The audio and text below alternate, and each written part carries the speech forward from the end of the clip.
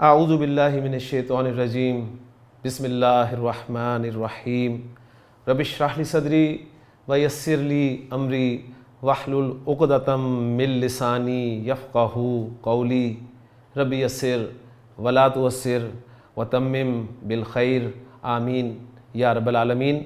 عربی کا معلم حصہ سوم میں چلتے ہیں آج کے سبق کی طرف، اور آج کے سبق میں ذکر کیے جانے والے کنسیپٹس اور ایکسرسائزز کو اچھی طرح سمجھنے کی کوشش کرتے ہیں۔ عربی کا معلم حصہ سوم میں ہمارا 36واں سبق جاری ہے، اور 36واں سبق جو ہے اس کا عنوان ہے خاصیات الابواب، یعنی ابواب کی خاصیات۔ خاصیات کے حوالے سے میں نے ساری ڈیٹیل جو ہے وہ 36A لیکچر جو ہے اس میں دے دی ہیں۔ اب ہم چلتے ہیں آگے، اور مزید فی ابواب کی خصوصیات ہم پڑھ رہے تھے، جن میں سے باب تفاعل تک خصوصیات ہم نے دیکھ لی تھیں۔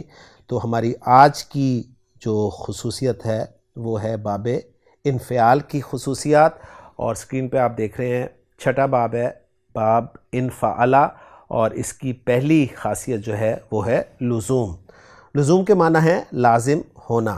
باب انفعال کی جو یہ خصوصیت ہے لزوم، اس کے معنی ہے لازم ہونا، تو اس سے تو یہ ظاہر ہوتا ہے کہ اس باب سے جتنے بھی افعال استعمال ہوں گے وہ سب کے سب لازم ہوں گے۔ لیکن یہ باب جو ہے اگر آپ اگلی اسکرین پہ دیکھیں تو ایک خاصیت ذکر کی جاتی ہے الزام۔ الزام کے معنی ہے متعدی کو لازم بنانا۔ تو یہ باب جو ہے یہ فعل متعدی کو لازم بنانے کے کام بھی آتا ہے۔ ایگزامپل انہوں نے بالکل دی ہے کہ کسرہ کے معنی ہوتے ہیں توڑنا، اور توڑنا ثلاثی مجرد میں ایک متعدی فعل ہے۔ جب آپ اسے باب انفعال میں لے کر آئے تو یہ بن گیا جی ان کسرہ، اور اس کے معنی ہو گئے ٹوٹنا۔ تو ہم یوں کہہ سکتے ہیں کہ اس باب کی یہاں پر دو خصوصیات ذکر ہو رہی ہیں، ایک لزوم اور ایک الزام۔ لزوم کے معنی ہے لازم ہونا، یعنی اس باب سے لازم افعال ہی آتے ہیں، اور الزام خصوصیت اگر ہم ذکر کریں تو اس کے معنی ہوں گے کسی متعدی کو لازم بنانا۔ الزام کے معنی ہے متعدی کو لازم بنانا، جیسے احمد زیدن۔ احمد زیدن کے معنی ہے زید قابل تعریف ہوا۔ یہ الزام جو خاصیت یہاں پر ذکر کی گئی ہے یہ باب افعال کی خاصیت ذکر کی گئی ہے۔ ہم نے جب باب افعال کی خصوصیات پڑھی تھی تو وہاں پر الزام خصوصیت نہیں تھی، تو یہ وہاں سے ٹیکسٹ جو ہے کاپی کیا گیا، یعنی ہا میم دال مادہ جو ہے حمیدہ یحمدو، اس کے معنی ہوتے ہیں حمد کرنا، اور حمد کرنا ایک متعدی فعل ہے۔ اسے آپ باب افعال میں لے کے آئے تو یہ احمدہ بن گیا، اور احمدہ زیدن کے معنی ہوں گے زید قابل تعریف ہوا، تو گویا ایک متعدی فعل جو ہے وہ لازم فعل میں کنورٹ ہو گیا۔ ٹھیک ہے، تو یہاں پر ایگزامپلز جو ہیں انہوں نے باب افعال کی دی ہیں۔ باب انفعال کی ایگزامپلز اگر میں آپ کے سامنے رکھوں تو ایک ایگزامپل تو پچھلی اسکرین پہ آپ کے سامنے لکھی ہوئی ہے، کسرہ توڑنا سے ان کسرہ ٹوٹ جانا۔ اس طرح فطرہ پھاڑنا سے ان فطرہ پھٹ جانا۔ اسی طرح قطع کاٹنا سے ان قطع کٹ جانا۔ تو متعدی سے لازم بنانے کے لیے باب انفعال استعمال ہوتا ہے، اور یہاں پر آپ کو یہ بھی پتہ چل گیا کہ الزام جو ہے یہ باب افعال کی بھی ایک خصوصیت ہے۔ جیسے باب افعال ہم عام طور پہ مشہور ہے یہ لازم کو متعدی بنانے کے لیے، لیکن کبھی کبھی یہ متعدی کو لازم بنانے کے لیے بھی استعمال ہوتا ہے، اور باب افعال سے لازم افعال بھی آ جاتے ہیں۔ جیسے افلح باب افعال کا لفظ ہے، اور اس کے معنی ہوتے ہیں فلاح پانا، اور فلاح پانا جو ہے ایک لازم فعل ہے۔ باب انفعال کی دوسری جو خاصیت ہے وہ ہے مطاوعت فعل، یعنی باب فعل، باب تفعیل کی مطاوعت۔ اور میں ذکر کر چکا ہوں کہ مطاوعت کسے کہتے ہیں، یعنی ایک فعل کے بعد دوسرے فعل کو لایا جاتا ہے۔ دوسرے فعل کو لانے کا مقصد یہ ہوتا ہے کہ بتایا جاتا ہے کہ مفعول نے اثر کو قبول کر لیا، یعنی پہلا جو فعل سے اثر ہوا تھا نا، جو فاعل نے اثر ڈالا، ٹھیک ہے، اس کے اثر کو مفعول نے قبول کر لیا۔ تو یہاں پر باب تفعیل کی مطاوعت کے طور پہ باب انفعال کو ذکر کیا جائے گا۔ جیسے باب تفعیل میں کسر یکسر تکسیرن سے ہم نے ایک فعل ذکر کیا، کسرتہ، میں نے اس کو توڑا۔ اب میں نے اس کو توڑا یعنی اس جو ہے یہ مفعول بھی ہے، تو اس مفعول بھی نے توڑنے کا اثر قبول کیا یا نہیں کیا، یہ بتانے کے لیے کہ قبول کر لیا، آپ باب انفعال کو لے کے آئیں گے اور کہیں گے فن کسرا، تو وہ ٹوٹ گیا۔ کسرتہ میں نے اسے توڑا، فن کسرا تو وہ ٹوٹ گیا۔ پھر تیسری خاصیت ہے متابعت مجرد، یعنی کسی ثلاثی مجرد جو ہے اس کو پہلے ذکر کیا جائے گا، پھر باب انفعال کو لیا جائے گا، اور مقصد وہی ہے کہ مفعول نے اثر کو قبول کر لیا۔ جیسے قطعتہ، میں نے اس کو کاٹا، فن قطع تو وہ کٹ گیا۔ چوتھی خاصیت ہے باب انفعال کی ابتدا، اور ابتدا ہم جانتے ہیں کہ بالکل نئے معنی میں کسی فعل کا آنا۔ تو ثلاثی مجرد میں طلقہ مادہ جو ہے یہ جدا ہونا کے معنی میں استعمال ہوتا ہے، لیکن باب انفعال میں جب یہ آیا تو بن گیا جی انطلقہ، تو اس کے معنی ہو کے چلنا۔ کلیئر ہو گیا؟ تو باب انفعال کی یہ 4 خصوصیات انہوں نے ذکر کی ہیں، جبکہ دوسری کتابوں میں آپ کو اس سے زیادہ خصوصیات بھی مل سکتی ہیں۔ 7واں باب ہے ہمارا باب افتعال، جس کو باب افتعالہ کے طور پہ ذکر کیا جاتا ہے۔ اس کی 2 خصوصیات آپ دیکھ رہے ہیں اسکرین پہ لکھی ہوئی۔ پہلی خاصیت ہے جی اتخاذ، اور اتخاذ کی ایگزامپل انہوں نے دی ہے اجتہر الفأر، چوہے نے بل بنایا، یعنی ماخذ اس کا جوہر کہتے ہیں بل کو، اور اس سے ہم نے باب افتعال بنایا اجتہرا، ٹھیک ہے، اس نے بل بنایا، کس نے؟ الفأر، چوہے نے بل بنایا۔ اور باب افتعال کی دوسری خاصیت عربی کا معلم میں ذکر کی گئی ہے مطاوعت فعل، یعنی باب تفعیل کی مطاوعت۔ حملتہ، حمل یحمل تحمیلا، بوجھ لادنا۔ حملتہ، میں نے اس پر بوجھ لادا، میں نے اس پر لادا، فاحتمل تو وہ لد گیا، اگلی اسکرین پہ آپ باب نمبر 8 اور باب نمبر 9 یعنی باب افعل اور باب افعالہ، ان کی خصوصیات دیکھیں گے۔ ان دونوں کی خصوصیات ایک جیسی ہیں، اس لیے اکٹھا ہی ذکر کیا گیا، اور آپ جانتے ہیں کہ افعل اور افعالہ میں صرف ایک الف کا فرق ہے، ٹھیک ہے۔ ہم نے جو اپنا ایڈوانس کورس ہے یعنی پارٹ 2 لسان القرآن کا، اس میں ان ابواب کو ذکر کیا ہے۔ پہلی خاصیت ان دونوں بابوں کی ہے کہ یہ لزوم کے ساتھ جو ہیں وہ متصف ہیں، یعنی لزوم کہتے ہیں دونوں باب ہمیشہ لازم ہوتے ہیں، یعنی ان سے لازم فعل ہی آتے ہیں۔ اور دوسری خاصیت اس کی لون، اور تیسری ہے عیب۔ لون کے معنی رنگ کے ہیں، اور عیب کو کہتے ہیں، اور لون یعنی رنگ کے معنی میں یا عیب کے معنی میں آتے ہیں۔ تو 3 خصوصیات کے ساتھ ایک ہی ڈسکرپشن لکھی ہوئی ہے کہ یہ دونوں باب ہمیشہ لازم ہوتے ہیں، اور لون یعنی رنگ کے معنی میں یا عیب کے معنی میں آتے ہیں۔ ایگزامپلز دیکھ لیں، احمرہ اور احمارہ، سرخ ہونا، احولہ اور احوالہ، بھینگا ہونا۔ تو اس باب کی 3 خصوصیات انہوں نے یہاں پر ذکر کی ہیں۔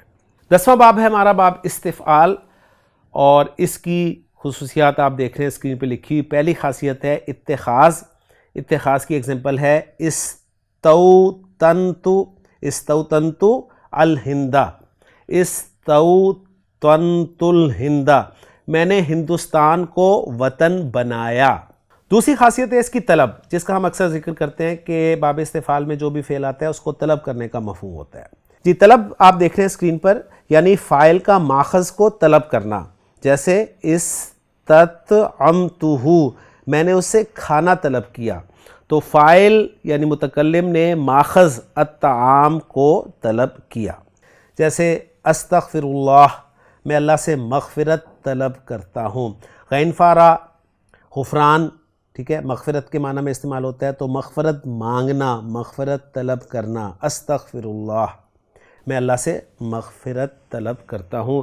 اسی طرح استسقا، پانی مانگنا، کلیئر ہو گیا؟ تو مانگنے کا مفہوم اس میں ہوتا ہے۔ تیسری خاصیت ہے باب استفعال کی قصر۔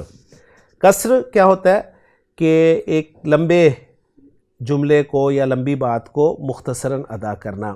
تو آپ کہنا چاہتے ہیں جی انا للہ و انا الیہ راجعون، اس کی جگہ پر ہم کہیں گے استرجع زیدن، زید نے انا للہ و انا الیہ راجعون کہا۔ باب استفعال کی چوتھی خاصیت ہے حسبان۔ حسبان کے معنی ہے گمان کرنا۔ پہلے اسکرین پہ دیکھ لیں حسبان کیا ہے۔ حسبان کے لغوی معنی ہے خیال کرنا، گمان کرنا، اور اصطلاحی معنی ہے فاعل کا مفعول کو ماخذ کے ساتھ متصف گمان کرنا، یعنی فاعل کا یہ گمان کرنا کہ مفعول جو ہے وہ ماخذ کے ساتھ متصف ہے. جیسے ایگزامپل دیکھ لیں، استحسنت زیدن، استحسنت زیدن، اس میں فاعل انا ہے اور مفعول زید ہے. تو فاعل میں جو ہے وہ زید کو گمان کر رہا ہے احسان ماخذ کے ساتھ متصف. ٹھیک ہے، یعنی کہ مفعول میں احسان کا وصف پایا جاتا ہے. تو ترجمہ ہم کریں گے اس کا کہ میں نے زید کو نیک سمجھا، یعنی میں نے اس پر نیک اور اچھے ہونے کا گمان کیا. مزید بتا رہے ہیں کہ وجدان اور حسبان میں فرق یہ ہے کہ وجدان میں فاعل کو مفعول کا ماخذ کے ساتھ متصف ہونے پر یقین ہوتا ہے. وجدان میں فاعل کو مفعول کا ماخذ کے ساتھ متصف ہونے پہ یقین ہوتا ہے، جبکہ حسبان میں صرف گمان اور خیال ہوتا ہے. ٹھیک ہے، تو یہ ایک فرق جو ہے اچھی طرح سمجھ لیجیے گا. تو باب استفعال کی 4 خصوصیات انہوں نے ذکر کی ہیں، اور بات پھر وہ ذہن میں رکھ لیجیے گا کہ دوسری کتابوں میں آپ کو ان 4 کے علاوہ مزید خصوصیات بھی مل سکتی ہیں. 11واں باب، باب اف او الا، انہوں نے مزید 2 باب بھی ہمیں پڑھائے تھے جو بتائے تھے کہ انہوں نے قرآن میں استعمال نہیں ہوئے اور عربی زبان میں بھی قلیل الاستعمال ہیں، لیکن بہرحال ذکر انہوں نے کر دیے ہیں. تو باب اف او الا، اس کی 2 خصوصیات ذکر کی ہیں. ایک ہے لزوم یعنی لازم ہونا، اور اس کی ایگزامپل ہے اخشوشنا، بہت سخت ہونا، اور دوسری خاصیت ہے اس کی مبالغہ. مبالغہ ذرا سمجھ لیں. میں مبالغہ کے حوالے سے آپ کے سامنے کچھ چیزیں لے کے آیا ہوں. اگلی اسکرین پر آپ دیکھیں، مبالغہ کے لغوی معنی کثرت و زیادت کے ہیں، اور اصطلاحی معنی ہے مقدار یا کیفیت میں ماخذ کی زیادتی بیان کرنا. مقدار یا کیفیت میں ماخذ کی زیادتی بیان کرنا. یہ خاصیت باب تفعیل میں دوسرے ابواب کی نسبت زیادہ پائی جاتی ہے. انہوں نے باب تفعیل میں اس صفت کو، خاصیت کو ذکر نہیں کیا، لیکن باب تفعیل میں یہ خاصیت بتا رہے ہیں کہ دوسرے ابواب کی نسبت بہت زیادہ پائی جاتی ہے. اب یہ بہت اہم انفارمیشن ہے جو میں آپ کے ساتھ شیئر کرنا چاہتا ہوں، تو ذرا غور سے سنیے گا اور پڑھیے گا. مبالغہ کی 3 قسمیں ہیں. نمبر 1، مبالغہ فی الفعل، یعنی فعل میں زیادتی بیان کرنا. پہلی بات تو یہ کہ مبالغہ کے معنی ہیں زیادتی، کثرت، اور اس کی 3 صورتیں ہیں. پہلی یہ ہے کہ فعل میں مبالغہ ہو، یعنی فعل میں زیادتی بیان کرنا، خاص زیادتی کیفیت میں ہو یا کمیت یعنی مقدار میں ہو. کیفیت میں زیادتی کیسے ہو؟ جیسے سرح الامر، سرح الامر، معاملہ خوب واضح ہوا. اور کمیت یعنی مقدار میں زیادتی کیسے ہوگی؟ جیسے جول زید، زید بہت گھوما. اب یہ بہت اور خوب کا مفہوم جو آ رہا ہے یہ زیادتی، کثرت کو ذکر کر رہا ہے فعل میں. دوسری صورت مبالغہ کی ہو سکتی ہے مبالغہ فی الفاعل، یعنی فاعل میں زیادتی ہو، فاعل میں زیادتی بیان کرنا. جیسے موتت الابل، موتت الابل. اب اس میں فاعل کون ہے؟ ابل، اونٹ. اس سے میم واو تا، موت کو آپ باب تفعیل میں لے گئے تو یہ بن گیا جی موتا، اور جملہ بنایا آپ نے موتت الابل، یعنی بہت اونٹ مرے. تو اونٹ کے ساتھ بہت کا لفظ ایڈ ہو گیا. کلیئر ہو گیا؟ مبالغہ فاعل الابل میں ہے، یعنی مرنے والے اونٹوں کی تعداد بہت زیادہ ہے. اور تیسری صورت مبالغہ کی ہو سکتی ہے مبالغہ فی المفعول، یعنی مفعول میں زیادتی بیان کرنا. جیسے سورہ یوسف کی بڑی خوبصورت ایگزامپل انہوں نے دی ہے، وَغَلَّقَتِ الْأَبْوَابَ، اس مؤنث نے دروازوں کو بند کر دیا. اب یہاں پر زیادتی کس میں ہے؟ مبالغہ کس میں ہے؟ مفعول میں ہے. اور مفعول کیا ہے؟ الابواب ہے، یعنی اس نے بہت سے دروازے بند کر دیے. یہاں مبالغہ مفعول الابواب میں ہے. تو یہ بہت اہم انفارمیشن تھی جو میں نے آپ کے ساتھ شیئر کی ہے. اب یہ ذکر ہوئی تھی ہمارے سامنے پہلی مرتبہ 11ویں باب میں، باب اف او الا میں، لیکن میں نے آپ کو دکھایا اسکرین پہ کہ یہ مبالغہ جو ہے باب تفعیل میں دوسرے ابواب کی نسبت بہت زیادہ پایا جاتا ہے. اور مبالغہ کی 3 صورتیں آپ کے سامنے ذکر کر دی ہیں کہ مبالغہ یا تو فعل میں ہو سکتا ہے، یا فاعل میں ہو سکتا ہے، یا مفعول میں ہو سکتا ہے. امید ہے یہ آپ کے لیے فائدہ مند ہوگا انشاءاللہ تعالی. باب نمبر 12 کی خصوصیات ذکر ہو رہی ہیں آگے. پہلی ہے لزوم، دوسری ہے مبالغہ، اور تیسری ہے ابتدا. ان تینوں کے معنی آپ اب سمجھ سکتے ہیں. تو میں ڈسکرپشن پڑھ دیتا ہوں کہ اکثر یہ لازم ہوتا ہے فعل، معنی میں مبالغہ ہوتا ہے اس کے، اور اس باب کا کوئی فعل مادہ مجرد کے ہم معنی نہیں ہے، یعنی نیا ہی مطلب اس باب میں لفظ کا آتا ہے، جیسے اج لوزا وہ تیزی سے دوڑا۔ ثلاثی مزید فی ابواب کی خصوصیات ختم ہو گئیں۔ اب اگلی سکرین سے ہمیں دکھایا جا رہا ہے ابواب رباعی مجرد اور مزید فی کی خصوصیات۔ پہلا باب فعللہ، ٹھیک ہے، باب فعللہ جو کہ رباعی مجرد کا ایک ہی باب ہے، اس کی 3 خصوصیات ذکر کر رہے ہیں۔ پہلی خصوصیت ہے کسر چھوٹا کرنا، جیسے الحمدللہ کہنا تو آپ عربی زبان میں کہیں گے حمدلہ زیدن، زید نے الحمدللہ کہی۔ بسم اللہ الرحمن الرحیم، اس کے لیے بسملہ، اب یہ دیکھیں فعللہ کے وزن پہ ہے نا، حمدلہ بسملہ، تو آپ نے اسی سے فعل بنا دیا، بسملہ زیدن، زید نے بسم اللہ الرحمن الرحیم کہا۔ دوسری خاصیت ہے الباس کے معنی ہے کسی کو ماخذ پہنانا۔ اگلی سکرین پہ ذرا دیکھ لیں اس کے کیا معنی ہے۔ فاعل کا ماخذ کو پہننا یہ ہوتا ہے لفظ ماخذ، یعنی فاعل ماخذ کو پہن لے تو یہ خاصیت کہلاتی ہے لفظ ماخذ، جیسے تختم زید بالخاتمی، زید نے انگوٹھی پہنی۔ اس مثال میں فاعل نے ماخذ خاتم پہنا ہے، جبکہ الباس ہے فاعل کا مفعول کو ماخذ پہنانا، فاعل کا مفعول کو ماخذ پہنانا، اور اس کی ایگزامپل انہوں نے دی ہے برقعتہ، میں نے اسے برقع پہنایا۔ تو اب دیکھیں میں فاعل ہوں اور ہو جو ہے وہ مفعول ہے، تو فاعل مفعول کو ماخذ یعنی برقعن، جو ماخذ ہے برقعن برقع جسے ہم اردو میں کہتے ہیں، وہ پہنایا جا رہا ہے۔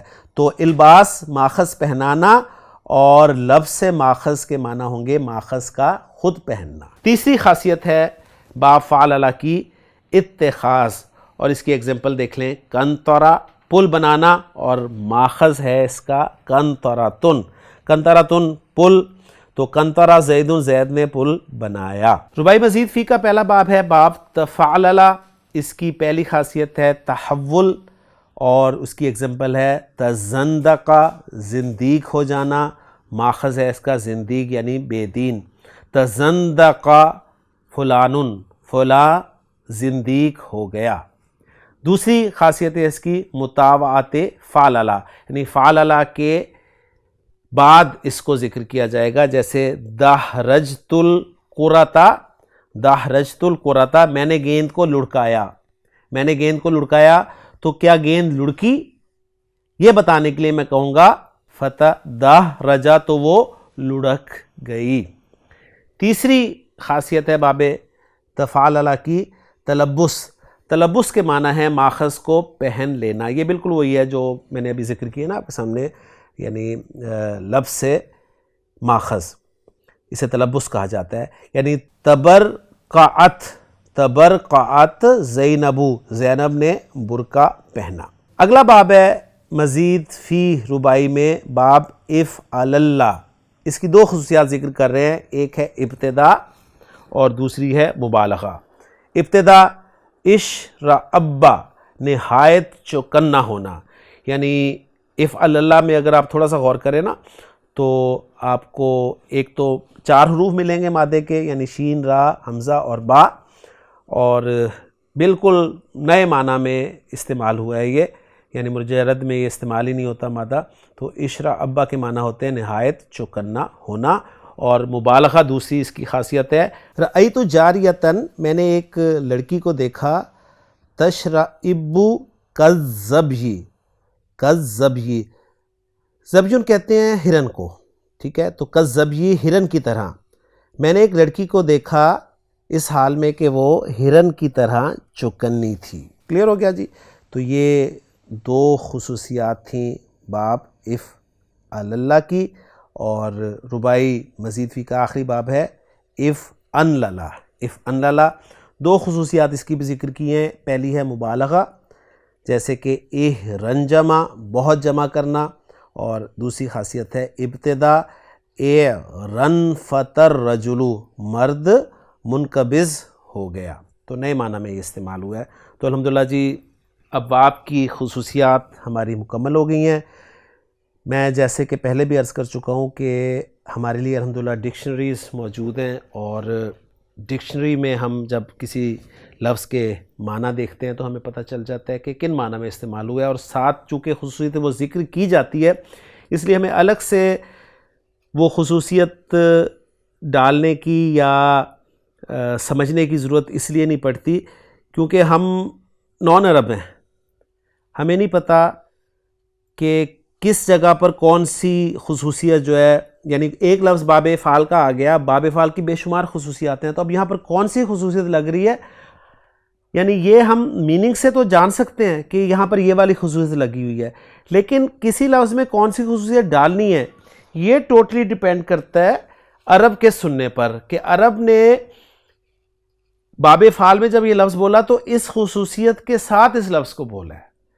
تو ہمارے لیے بس یہ ٹاپک اس اعتبار سے اہم تھا کہ ہمیں بس ترجمہ جب ملے لکھا ہوا کسی لفظ کا تو پتہ ہونا چاہیے کہ اچھا اس باب کی جو یہ خصوصیت ہے یہ اس لغوی معنی کے ساتھ زائد ہے، کیونکہ ہم نے پڑھ لیا ہے کہ خاصہ یا خصوصیت کسے کہا جاتا ہے، یہ ان زائد معنی کو کہا جاتا ہے جو لغوی معنی کے علاوہ ہوتے ہیں۔ اب چلتے ہیں جی ہم اپنے سلسلہ الفاظ نمبر 31 کی طرف، کہ پہلا اس میں لفظ ہے جی ان، جس کے معنی اگر کے بھی ہیں، یعنی شرط کے لیے بھی آتا ہے، تو شرط کے لیے آتا ہے ان تو ہم اس کو ان شرطیہ کہتے ہیں، اور ان جو ہے یہ نفی کے لیے بھی آتا ہے، اور اگر نفی کے لیے آتا ہے ان تو ہم اسے کہتے ہیں ان نافیہ، اور ان نافیہ کی پہچان یہ ہوتی ہے کہ اس کے بعد آپ کو الا ضرور ملتا ہے، ٹھیک ہے، ان الا، ان ھذا الا ملک کریم، جیسے سورہ یوسف کی میں نے ایگزامپل آپ کے سامنے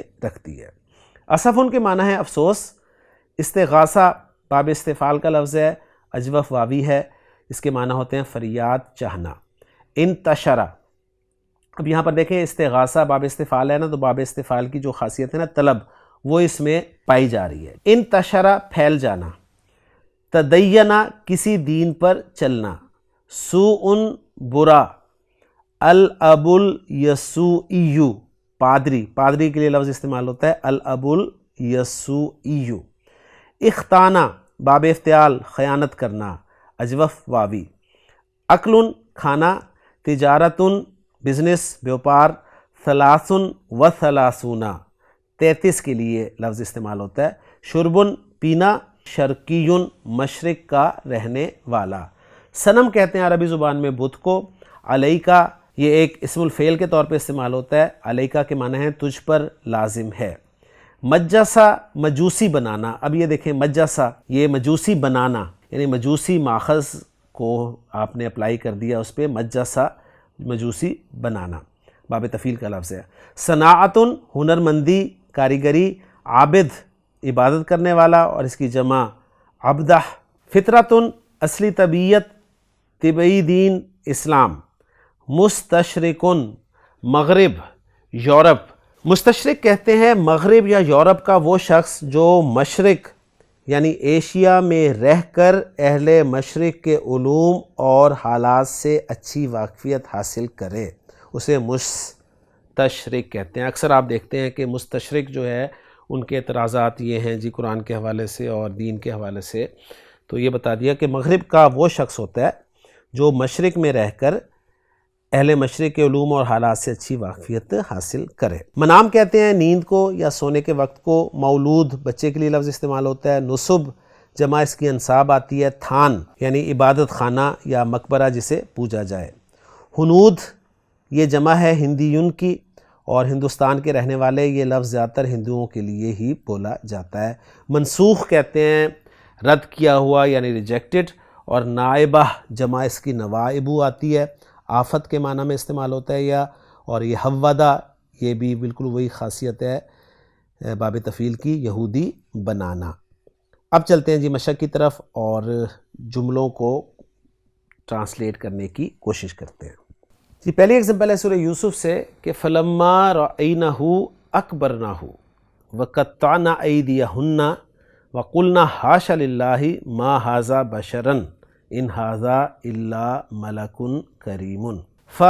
پس لما جب، یہ لما ہینیہ کہلاتا ہے، ماضی سے پہلے آتا ہے تو جب کے معنی میں آتا ہے۔ رأینہ ثلاثی مجرد کا فعل ہے را حمزہ یا، ہم اس پہ بات کر چکے ہیں. رأینہ، ان مؤنثوں نے اس کو یعنی یوسف علیہ السلام کو دیکھا. اکبرنہ، اکبرہ یکبرو اکبارن، یہ باب افعال کا لفظ ہے، تو انہوں نے اسے بڑی چیز سمجھا یعنی انسان سے بالا تر سمجھا. وَقَطَّعْنَا أَيْدِيَهُنَّ، اور انہوں نے کاٹ ڈالے اپنے ہاتھ. یہ قطع یقطع تقطیعاً، ٹھیک ہے، باب تفعیل کا لفظ ہے یعنی کاٹ ڈالنا. وَقُلْنَا حاشا للہ، اور بولیں حاشا للہ، خدا کی قسم، ما ھذا بشراً، یہ کوئی بشر نہیں ہے، یہ کوئی آدمی نہیں ہے. ان ھذا الا ملک کریم، یہ کوئی باعزت فرشتہ ہے. تو یہاں پر ان جو ہے یہ نافیہ کے طور پہ استعمال ہوا ہے. دوسرا جملہ ہے جی لما اصبحت. اب یہ بھی لما جو ہے یہ ہینیہ ہے. ہینیہ میں اس کو اس لیے کہہ رہا ہوں کہ ایک لما ہوتا ہے جو مضارع سے پہلے آتا ہے اور ابھی تک نہیں کا مفہوم دیتا ہے، یہ وہ نہیں ہے. یہ لما ہینیہ ہے جو ماضی سے پہلے آتا ہے اور جب معنی میں استعمال ہوتا ہے. لما اصبحت، اصبح یصبح، باب فعل کا لفظ ہے، صبح کے وقت آنا. لما اصبحت علیہم المصائب، جب صبح کے وقت ان پر مصیبتیں آئیں. وامست علیہم النوائب، اور شام کے وقت تکلیفیں آئیں، یعنی گویا صبح و شام ان پر آفتیں نازل ہوئیں.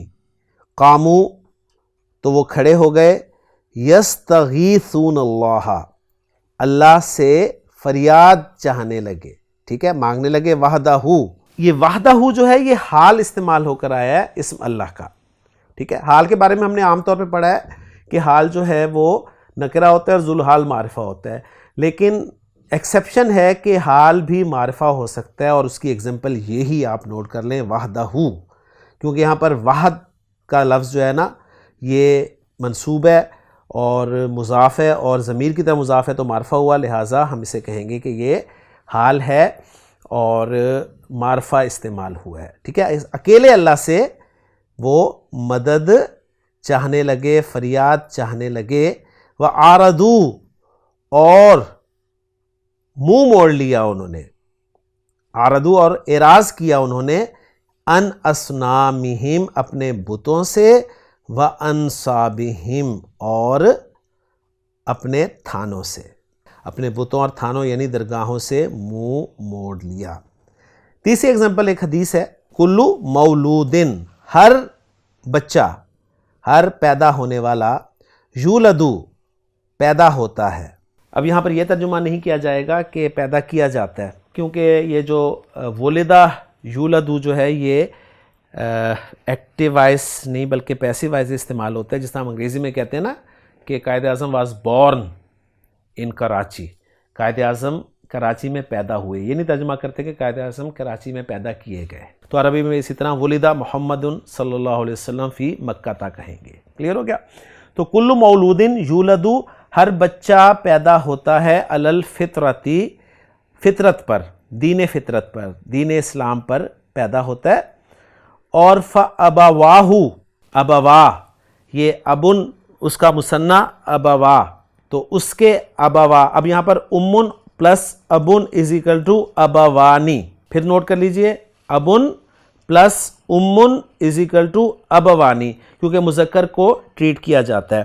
اب فَأَبَوَاهُ، اب یہاں پر نون ڈراپ ہوا ہے مضاف ہونے کی وجہ سے مثنیٰ کے، پس اس کے والدین یحودانہ، حودا یحودو، ٹھیک ہے، حودا یحودو، یہ باب تفعیل یعنی یہودی بنانا، اسے یہودی بنا دیتے ہیں. او یا ینصرانہ، یا اسے نصرانی بناتے ہیں. او یمجسانہ، یا اسے مجوسی بنا دیتے ہیں. ہر بچہ آپ سے نے فرمایا ہے کہ فطرت پر پیدا ہوتا ہے، پھر اس کے والدین ہیں جو اسے یہودی بنا دیتے ہیں یا عیسائی بنا دیتے ہیں یا مجوسی بنا دیتے ہیں. چوتھا جملہ ہے الآباء الیسوعیون، یہ پادری، ٹھیک ہے، الاب الیسوعی ہم نے پڑھا تھا نا پادری، اور اس کی جمع اب استعمال ہو رہی ہے کہ پلورل پادری. انتشروا فی البلاد، عیسائی پادری ملکوں میں پھیل گئے. ونصروا، اور انہوں نے نصرانی بنا دیا، انہوں نے عیسائی بنا دیا. کثیرم من الہنود، بہت سے ہندوؤں کو.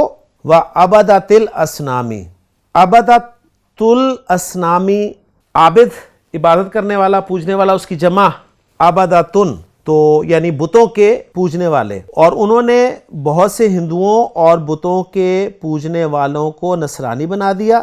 والاسف علی بعض المسلمین، اور افسوس ہے بعض مسلمان کہلانے والوں پر، بعض مسلمانوں پر، الذین تنصروا، وہ مسلمان جو نصرانی بن گئے، لاتباع الشہواتی، شہوات، خواہشات کی پیروی میں، وہم یعلمون، حالانکہ وہ جانتے ہیں، کیا ان النصرانیت، کہ عیسائیت، کہ نصرانیت، دین منسوخ، ایک ریجیکٹڈ منسوخ دین ہے.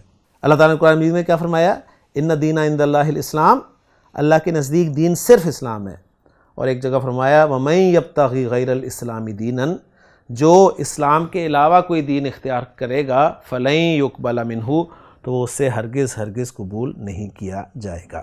لا يقدر اليسوعیون بِأَنفُسِهِمْ أَن يَتَدَيَّنُوا بِهَا. اب اس پورے جملے کا ہم ترجمہ یہ کریں گے کہ جس پر خود عیسائی بھی نہیں چل سکتے.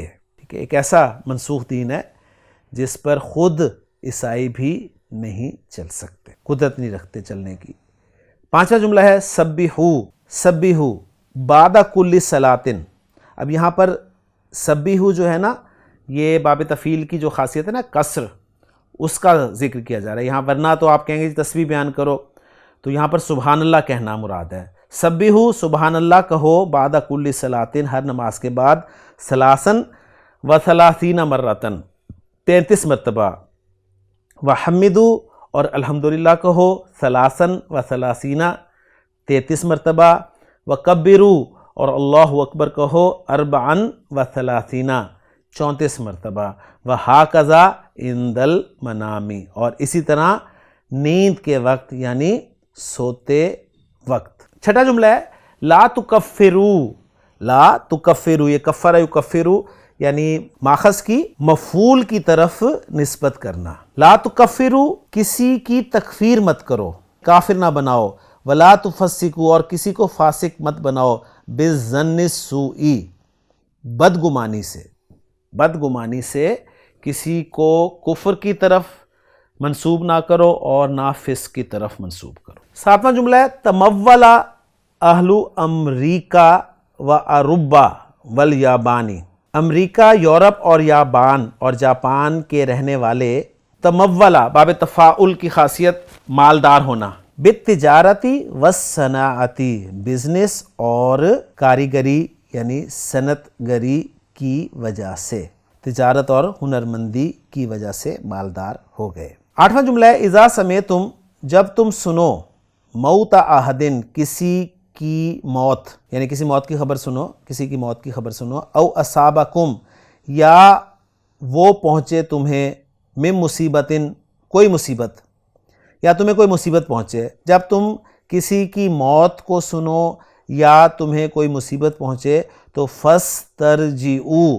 اب یہ باب استفعال کی جو خاصیت ہے نا، کسر، اس کو یہاں پہ ذکر کیا گیا ہے. تو انا للہ و انا الیہ راجعون پڑھو. کلیئر ہو گیا جی. نویں ایگزامپل ہے وجدنا، ہم نے پایا، کثیراً، بہت سوں کو، من المستشرکین، مستشرکین میں سے، ہم نے بہت سے مستشرکین کو پایا، یختانون، خیانت کرتے ہوئے، فی بیانی احوال الشرکیین والمسلمین خصوصاً، شرکیین یعنی مشرکیوں کے حالات بیان کرنے میں خیانت کرتے ہیں وہ، اور مسلمین اور مسلمانوں کے خاص طور پر، اور خاص طور پر مسلمانوں کے. یعنی ہم نے بہت سے مستشرکین کو پایا کہ وہ اہل مشرق بالخصوص مسلمانوں کے حالات بیان کرنے میں خیانت سے کام لیتے ہیں. 10واں جملہ ہے علیکہ بالبسملتی، علیکہ تم پر لازم ہے، بالبسملتی، بسم اللہ الرحمن الرحیم پڑھنا. ٹھیک ہے، اب یہاں پر باب جو فعل ہے وہ اس کی خاصیت کسر کو ذکر کیا جا رہا ہے. قبل الاکلی کھانے سے پہلے، والشربی اور پینے سے پہلے، یعنی تجھ پر لازم ہے کہ تو کھانے اور پینے سے پہلے بسم اللہ پڑھے. والحمدللہ اور الحمدللہ کہے بعدہما ان دونوں کے بعد، یعنی تجھ پر کھانے اور پینے سے پہلے بسم اللہ پڑھنا اور ان کے بعد الحمدللہ کہنا لازم ہے. ٹھیک ہے، تو ایک باب جو ہے باب فعللہ کی خاصیت ہے. تو الحمدللہ جی یہاں پر ہماری ایکسرسائز جو تھی وہ مکمل ہو گئی ہے، اور اس کے ساتھ ہی سبق بھی مکمل ہو گیا. بہت اہم سبق تھا اس اعتبار سے کہ خاصیات الابواب جو ہے یہ ایک ٹیکنیکل سا ٹاپک ہے، اور عام طور پہ یہ پڑھایا بھی نہیں جاتا عربی گرامر کی کلاسز میں، لیکن اہم اس اعتبار سے ہے کہ آپ کو پتہ ضرور چلنا چاہیے کہ یہ میننگز جو ہیں یہ اس باب میں یہ ماد آیا تو کیسے پیدا ہو گئے ہیں. بہرحال ڈکشنری ہمارے لیے جو ہے وہ اہمیت رکھتی ہے، اور ہم نے خود یہ معنی پیدا نہیں کرنے، یہ بھی ذہن میں رکھیے گا. یہ عرب کے استعمال سے ہی پتہ چلے ہیں، تو یہ سارے کے سارے سماعی ہوتے ہیں، ذہن میں رکھیے گا. تو الحمدللہ جی ہمارا عربی کا معلم حصہ سوم کا 36واں سبق مکمل ہو گیا. اسی طرح انشاءاللہ تعالی ہم ایک ایک سبق کر کے آگے چلتے رہیں گے. اللہ تعالیٰ سے دعا ہے کہ اللہ تعالیٰ ہمارے لیے آسانیاں فرمائے. الحمدللہ عربی کا معلم حصہ سوم کا آج کا سبق ہمارا مکمل ہو گیا. انشاءاللہ تعالیٰ اگلے لیکچر میں نئے سبق کے ساتھ آپ سے ملاقات ہوگی. سبحانک اللہم و بحمدک، اشہد ان لا الہ الا انت، استغفرک و اتوب الیک.